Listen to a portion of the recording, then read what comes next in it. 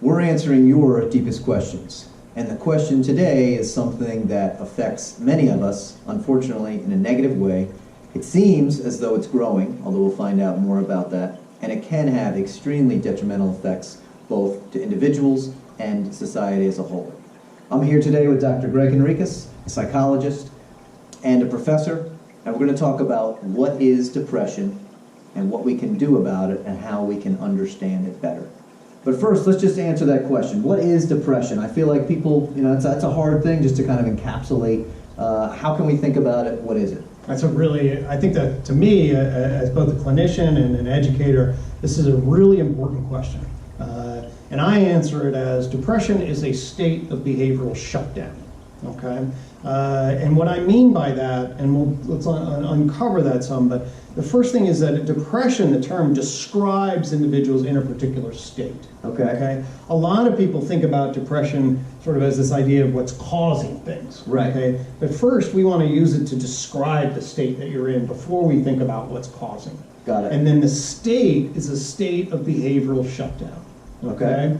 And what we mean by that is you have inside of you kind of the things that energize you to act. Right. Okay. And really, you have two systems that energize your kind of animal core. Here, okay. One system is an approach system. Got it. All right. And it says, hey, go out there and get stuff. And when you get excited and when you feel good about stuff, that approach system's all activated. Right. I go out on a date and then I meet somebody and then think about how you feel. The opposite of depressed is probably being in new love, right? And everything's great and I'm walking around and I'm doing that again. 100%. So people who fall in love are basically in the opposite state. And also there's the kind of when it goes overboard in that you hear about mania. Right. People everything's a goal that they're after. Everything's excited. Of course, they get in all sorts of trouble because they don't stop and they take risks. They take lots of risks. But that energized, goal-directed desire, so basically moving towards pleasure, moving towards the positive, and trying to gain control and all this. And then you have this avoidance system,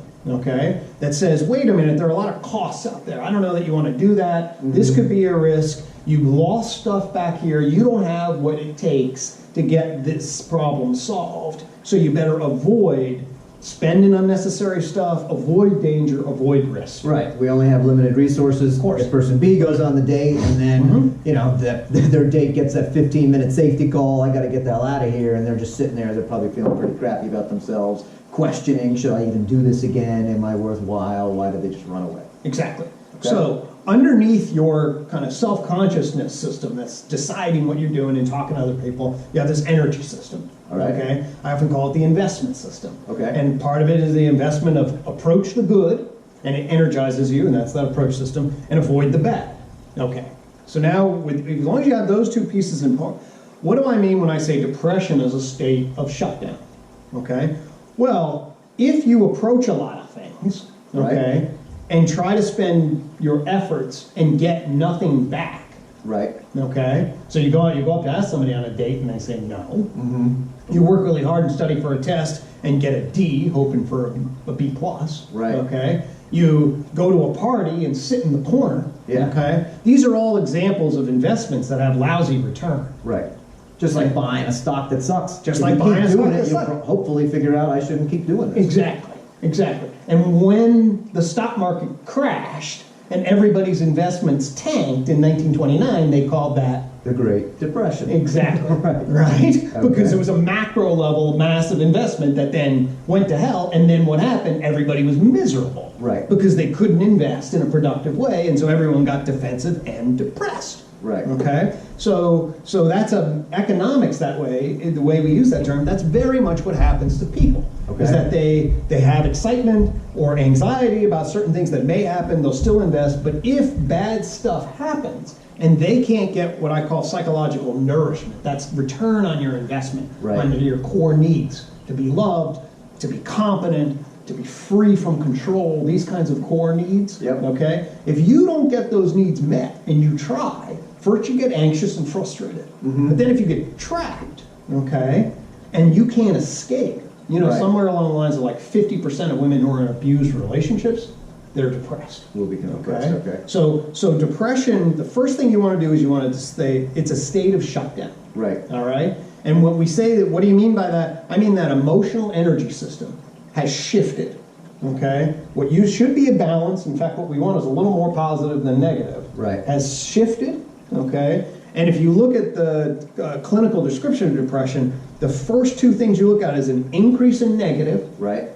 and a decrease in positive. Right. It's called anhedonia, but it's an absence of pleasure and interest. Got And it. that's the fundamental shift. Right. So you want to think about depression as first and foremost describing that state of shutdown.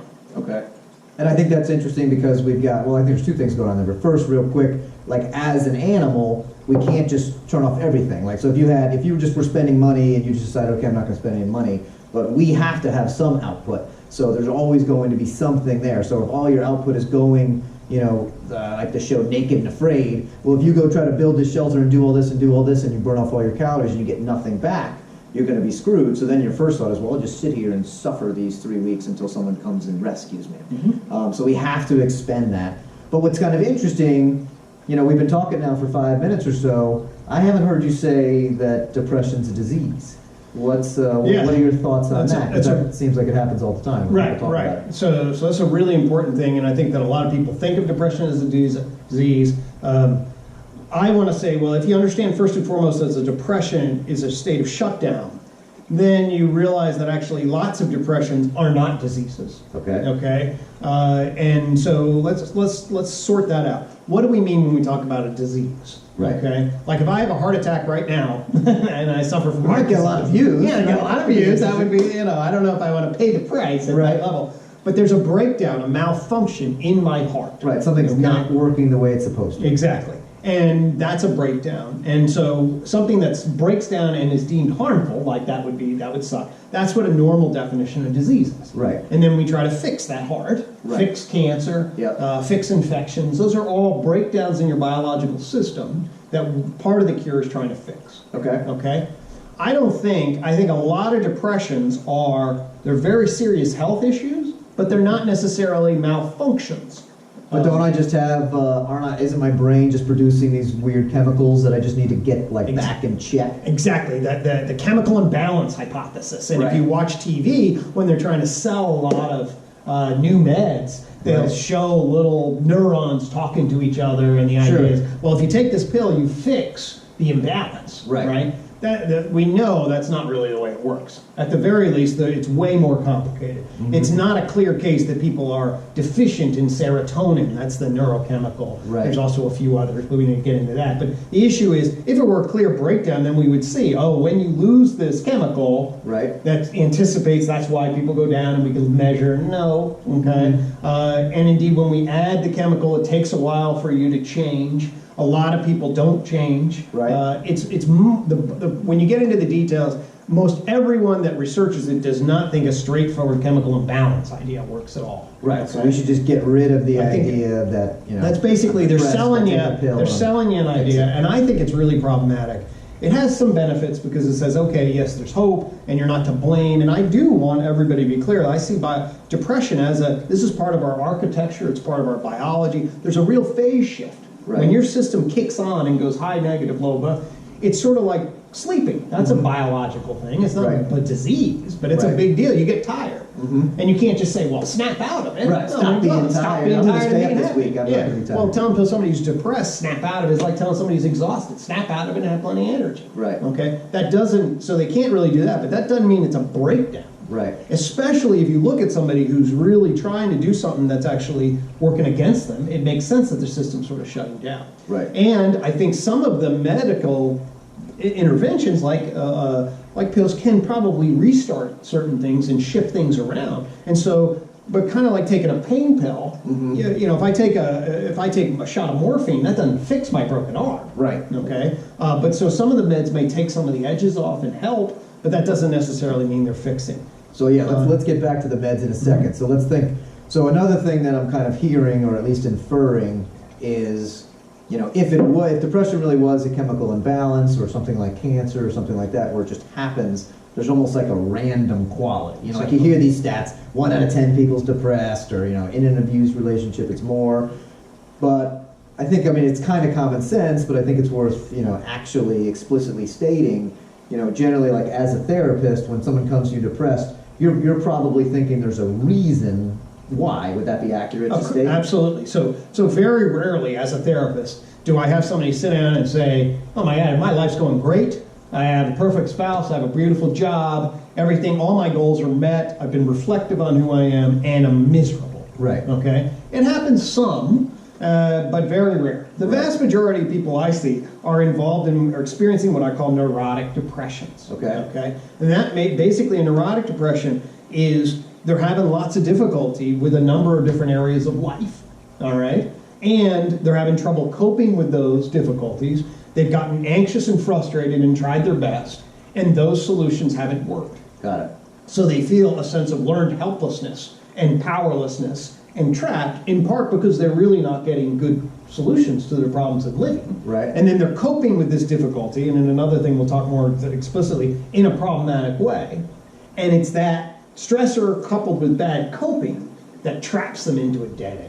All right. Okay. And so the system basically is like, yeah, you're not getting any of your needs met. So I'll give you an example. Okay. So many times kids will come to college. I work a lot in college centers. Okay. And say you go off to college and you're doing okay in high school, but you're really hoping that college is going to be something. I can't wait. I'll get rid of my parents. Right. It's going to be glorious. Yeah. And then, but you're a little shy. Okay. And you worked hard in school, and you got your 3.5 or 4.0, and you were feeling ready, all right? But maybe you weren't quite prepped academically and socially. Right. Okay? Maybe you really didn't realize kind of what you needed to do to get involved in social networks. Maybe you're a little shy. Right. Okay? Maybe you don't like drinking, and all of a sudden there's all this drinking going on. And maybe the way you studied, which was good for high school, wasn't really good for college. Got it. Okay? So now let's imagine what happens to individuals, especially sensitive individuals, okay, who are vulnerable to kind of pretty strong negative reactions. Well, you have all these hopes. Right, this is what I want to do. Yeah, that's your investment system saying, hey, these are the goals that you want to approach, okay? But then all of a sudden you don't get along super well with your roommate, but they get along with the people next door, so you're in a suite, and all of a sudden they're a friend group, right? And they're kind of taking advantage of some of the, hey, there's space, and you're like kind of sensitive about that. And then all of a sudden you take your first test, and I studied half an hour. You studied for it, and then all of a sudden it's like you got a C- on what you thought was going to be your strongest test. Right. And actually you do miss your parents. Right? And you actually like the fact that you're talking to them, and all of a sudden 4 weeks in, or you're after you're lonely and you're scared. Okay. Right. So then what do? Well, you start texting your mom, and start complaining to yourself about these damn courses, and you start doubting whether or not you can do it, and you judge people for drinking too much, and before you know it, you're spending a lot of time alone, feeling miserable, okay, and hiding that misery from your friends. Right, you can't show that. Exactly. And so inside, there's this conflict that you can't share with other people, and you can't escape. And so guess what your emotional system does? It starts shutting down. Right. Okay? So that's an example of a stressor, all right, that you have hopes for, that you can't solve, that then traps you, that you then don't know how to cope and adjust to, which then spirals you into a shutdown. Right. Now let's take a minute. I'm sure people about almost everybody's going to feel there's going to be periods of kind of down, periods of like, oh, this isn't so good. How would somebody who's interested in knowing, like how would they be able to look in the mirror and kind of say, I'm just down, or no, I'm actually depressed, and then therefore maybe I should go talk to somebody. Right. So yeah, I'll just give you 3 points on a continuum. Okay. And so the first point is what almost everybody. There are some really super happy all the time people, but I certainly, normal depressed adjustment moods, especially if you're having a number of areas of stressors in life. Right. Okay. So you have some financial issues, things are not going super well with your significant other. We both have kids. You're having some problems there. All of a sudden you're like, huh. Right. Okay. And then. And there's good evidence for this. If you get hit with 3 unexpected bad problems, especially in a day or a short period of time, that's actually a really good evidence that if you get hit with 3 of those unexpected, boom, your mood will shift for a short period of time. Right. Okay? You have a shitty day, right? Okay. All of a sudden you're like, all right, you're not really happy, you're in a bad mood, you're edgy, grumpy. Everybody can relate to sort of grumpy, down, what you used to like. So there's that one point there, and that happens for hours. Okay? So now essentially what we expect is that maybe in the next day, they begin to start to reset and reestablish. If you find yourself going from hours to a day, that's notable, but not significant. It's when that goes from days into weeks into months. All right. That move. So we're really using a time basis here. Time basis. Extends continuously. Exactly. So if you take a normal angry mood that lasts hours, and then you had that mood last for several weeks. Got it. Okay.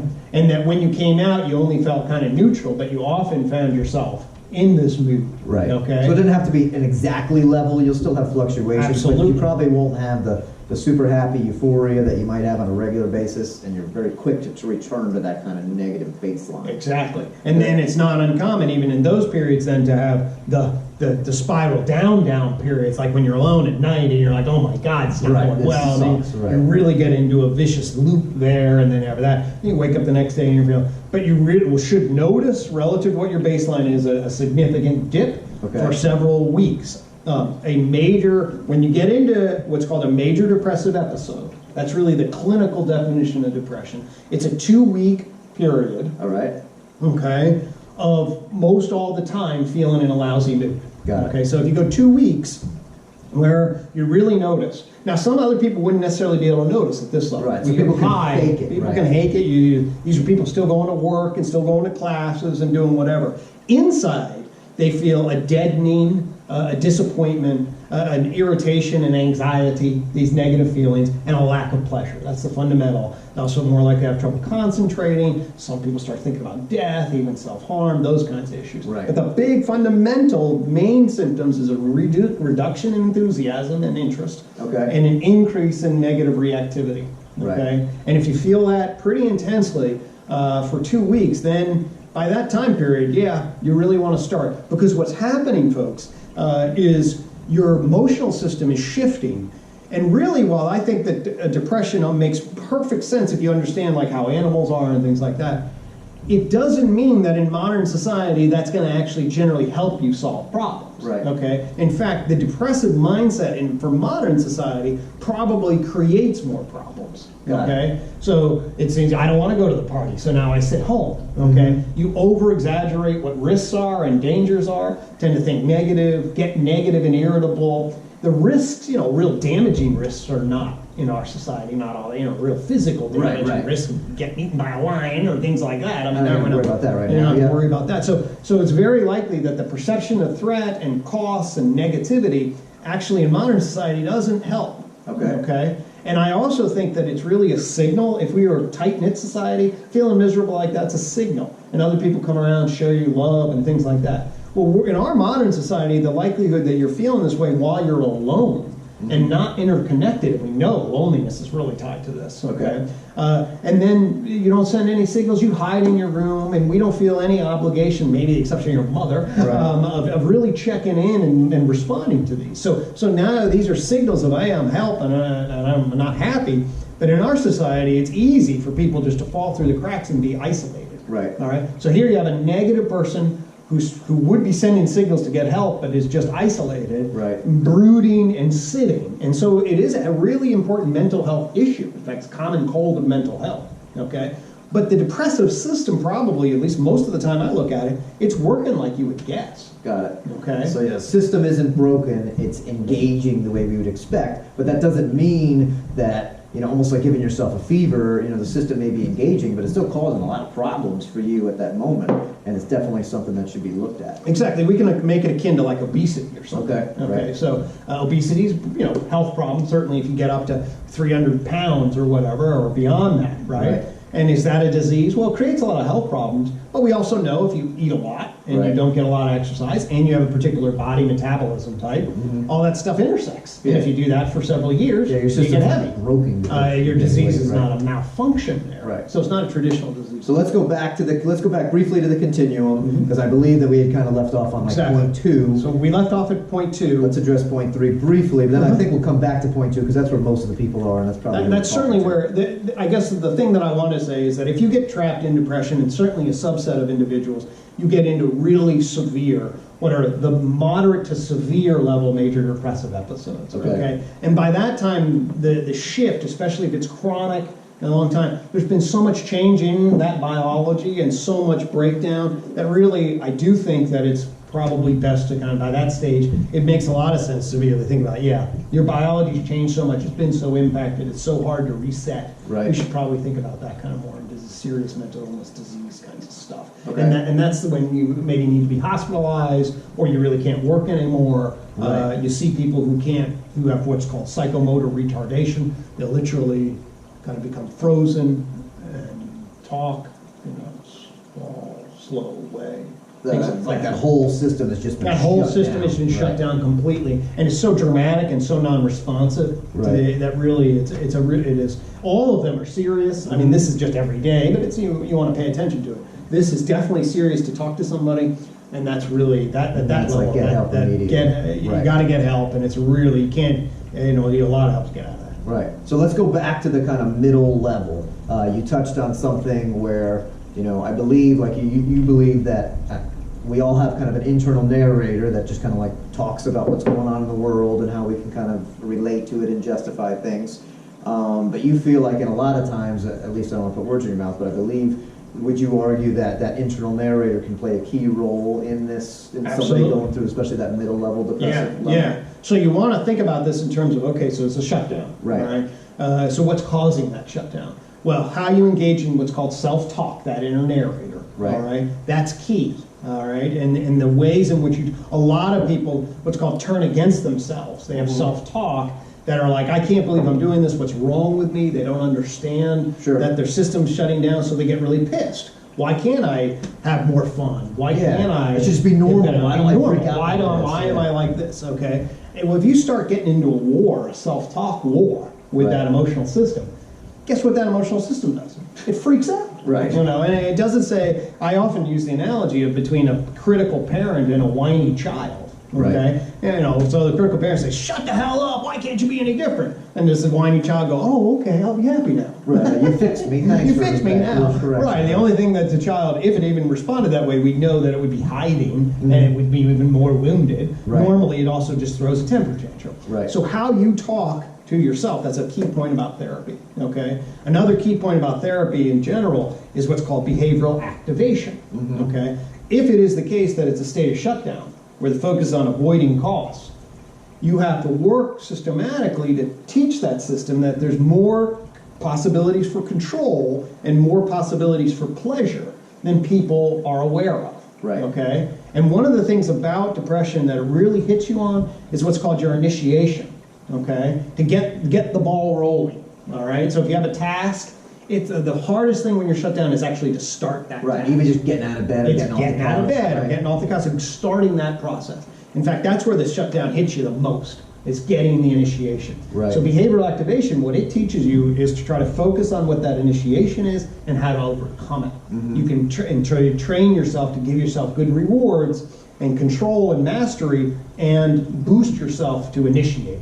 And we know that actually if you teach yourself to initiate and gain some pleasure and mastery, you turn that shutdown. That's one of the key principles to turn that shutdown around. Got it. So essentially the idea is, let's keep it simple. Let's engage in tasks that we have probably a high likelihood of being successful. Let's just focus on initially getting moving, and maybe that's where social support can come in, and a friend can be like, hey, let's go out to lunch, or let's go see a movie, or let's just let's read a book together and talk about it, or something that person finds enjoyable. Then you start moving forward, and it's almost like returning to that betting table, but you're making safe bets, and you start to kind of accumulate a little 100%. Getting that return on investment, okay, is very much like that economic model. It's sort of like, hey, how do you get good return on their investment? And their system is really designed to respond to that. Right. And the most empirically supported, scientifically supported treatments, at least from the bottom, those kind of the basic behavioral treatments are called behavioral activation. The cognitive ones, the talking, are the focus on that self-talk.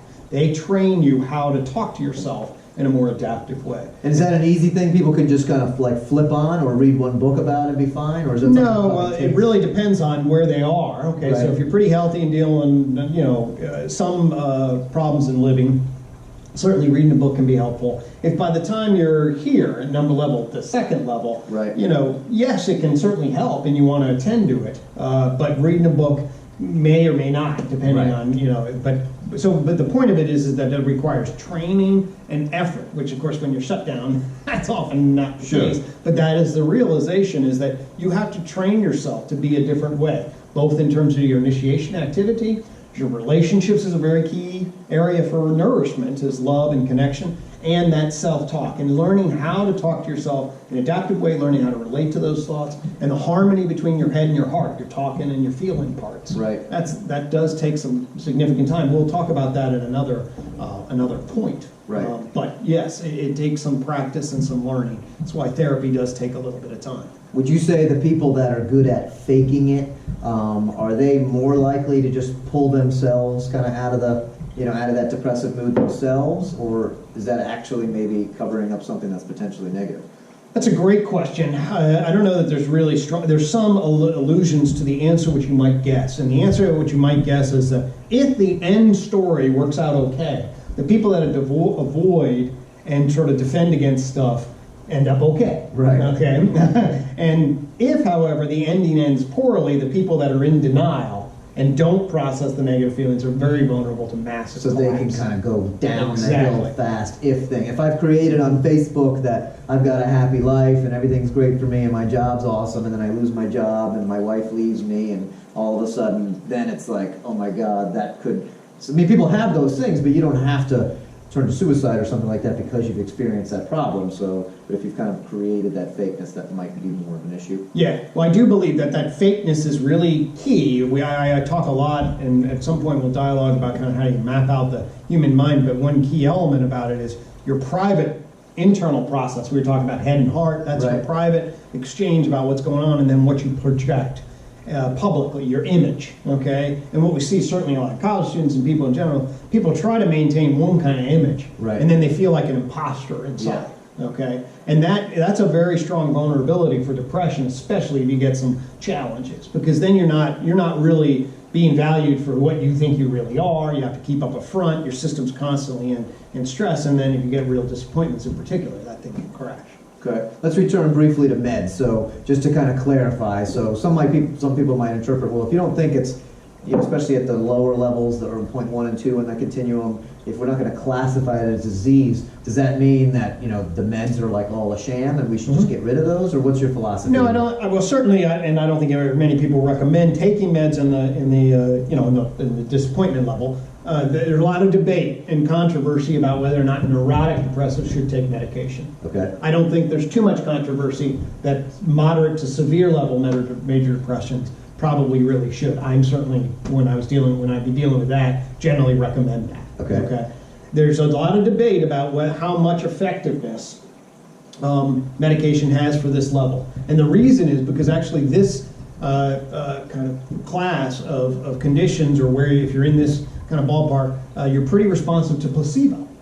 Okay, so if you believe that this is going to help you and you take a Tylenol, right, and in fact actually Tylenol has been shown right, and a number of other kind of belief, if you believe in it and it gets your hope and excited, and for whatever combination, especially if that corresponds to some other good changes, then all of a sudden you get your kind of the Dumbo feather and right, you can fly. Right. So actually we know that placebo effects are pretty strong. So then does the SSRIs, that's the meds that are most common in the mixes, whatever. But anyway, the meds for them, they probably help a little more than placebo. Okay. For this group. Got it. So at one level, yes, they can help. And even if it's not a disease model, if they shift that negative, if they really tone down the negative, that's probably what they're doing is probably pulling down that avoidance system. Well, if you do that, that's great. You're generally hypersensitive and hyper-avoidant. And if you can tone that down, just like if you take off some of the pills. I take a Tylenol if I'm getting a headache. Mm-hmm. It doesn't cure my headache, but it cures the pain from it. So that's functionally, that's pretty similar.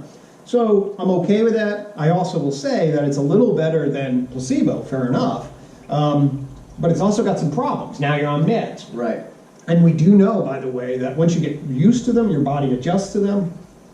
If you then go off them, the likelihood that triggers a depressive response is pretty high. So there are some side effects to consider. Definitely side effects in terms of making you vulnerable if you go off them too fast. Some people get dry mouth and dizziness and some nausea. So there are other negative side effects anytime you go on meds. So my main point is especially if you're dealing with problems of living, your depression, they're telling you something. Right. Okay? And it's very important for you to listen to your heart.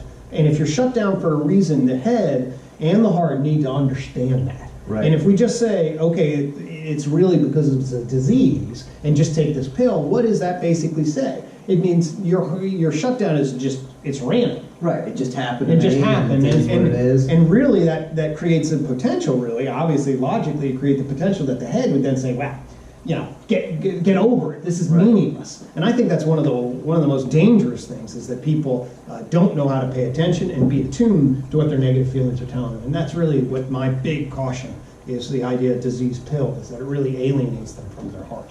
Right, so kind of almost going back to that idea of, you mentioned the idea of like a parent dealing with a child. You know, for example, if the parent knew that the child's favorite toy was broken, or they had been bullied on a bus or something like that, you'd probably be more sympathetic than if you just thought, you know, my kid wants another candy bar and he's already had 3 today. So I think it's useful to take that model and adopt that model for yourself. You know, instead of just yelling and screaming like, God, why aren't you normal? Why can't you do this? If you kind of look at it a little bit more as that parent who's really taking care of yourself, you're going to have emotions, and we all, you know, have different kind of stages. We don't all handle things perfectly every time. But instead of just yelling and screaming, if you almost kind of like held hands with yourself and said, well, let's go explore this together. And there are, I believe you have kind of a specific way of kind of adapting or approaching those situations, which we'll talk about in the next video. But if you can kind of almost take more of that approach, instead of being an enemy with yourself, you know, you're a partner, you're going through life together. Hey, your favorite toy broke, that sucks. Let's move on from that parent-child thing. You know, for yourself, well, we are encountering a problem. It's not random, right? I'm not sad for no reason, but now let's move on, and then let's go from there. Yeah, you're really hitting on all the key elements there. And so fundamentally, that state of shutdown, understand it, understand how it relates to your behavioral activation, your lifestyle, understand how it relates to your heart, your emotions, and whether those are adaptive, understand how you talk to yourself. And fundamentally, that harmony or disharmony relates a lot. Understanding that allows you to then see, hey, I can figure out a way to harmonize and fundamentally get yourself back out of that shutdown mode into living. We hope you enjoyed this video on what is depression. It's certainly a complicated topic. There's always more to be said, but we really hope you like it. Hit that subscribe button. We'll keep making these things. In the meantime, keep learning, keep assimilating information, keep organizing it. That's the definition of living.